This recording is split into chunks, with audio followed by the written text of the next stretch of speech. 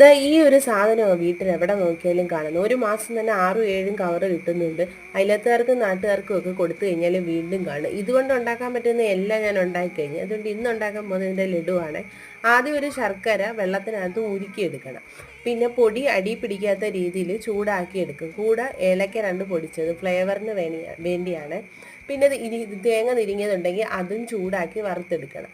ഈ ചൂടായ തേങ്ങയ്ക്കകത്തോട്ട് വറുത്ത പൊടിയും ഉരുക്കി വെച്ചേക്കുന്ന ശർക്കര അരിച്ചൊഴിക്കണം. എന്നിട്ട് കുറച്ച് നേരം ഇളക്കി യോജിപ്പിച്ചിട്ട് തണുത്ത് കഴിയുമ്പോൾ ഉണ്ട ഉരുട്ടി എടുക്കണം.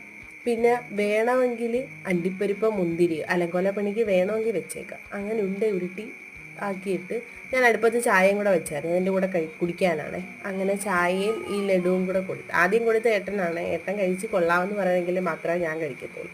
അപ്പോൾ ഇത്രയേ ഉള്ളൂ video. Tata bye bye, see you next video കാണാവേ. ചാനൽ സബ്സ്ക്രൈബ് ചെയ്ത് സപ്പോർട്ട് ചെയ്യാൻ മറക്കല്ലേ.